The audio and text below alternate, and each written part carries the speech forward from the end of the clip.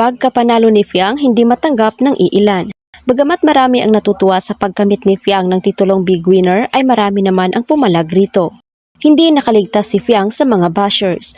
Marami sa kanila ang nagbigay ng negatibong komento sa social media na nagpapahiwatig ng kanilang pagkadismaya sa nasabing resulta. Ayon sa isang post na pinagkaguluhan ngayon sa social media, ay pinatunayan lang umano ng ABS-CBN na desperado ito at matindi ang pangailangan sa pera.